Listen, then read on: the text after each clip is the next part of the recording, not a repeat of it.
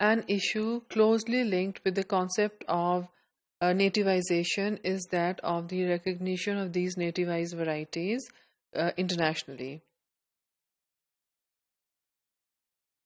Almost all the world English scholars acknowledge the fact that English has acquired new identities in its new socio-cultural environments.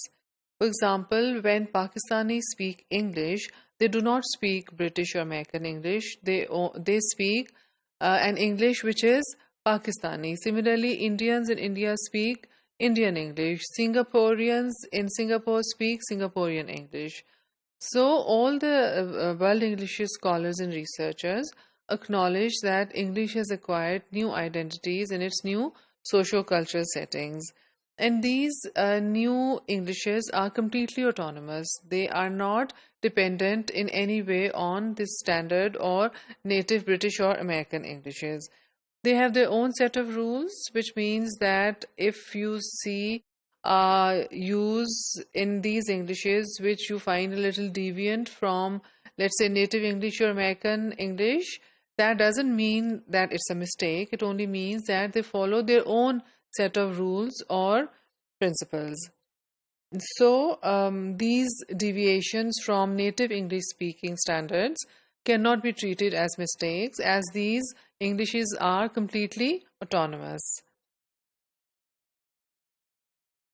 But the extension of this standardization of English beyond the inner circle countries is received with a lot of variation, let's say. There are differences in the way people have received this idea of having standard Englishes other than British and American English.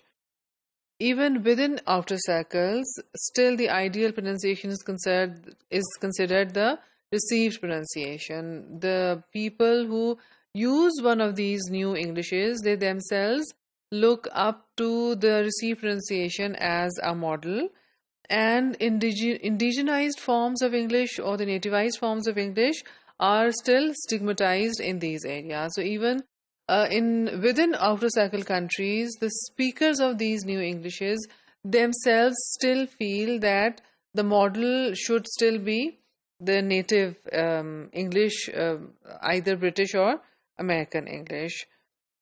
So, indigenized forms are stigmatized, and within inner circle as well, the prevailing concept is that the outer circle Englishes are not standard English languages, and they also have reservations about accepting these nativized Englishes as standard Englishes. So, in both inner circle countries and outer circle countries, people have reservations about accepting the nativized varieties of English as standard Englishes. We can look at nativized Englishes on a social lectal continuum ranging from acrolect, that is the standard, the English which is used in the outer circle countries, which is closest to the native English speakers, or which approximates the native English speaking model. And then we have mesolect, which is intermediate between acrolect and basilect, which is very close to colloquial English used in these regions.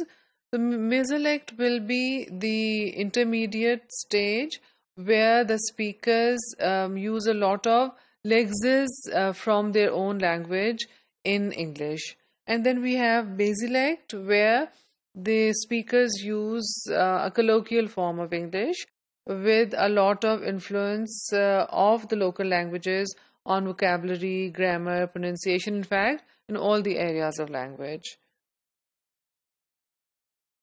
Some characteristics of nativized varieties are that they have their own phonological innovations, they have their own pronunciations and phonetics and sounds.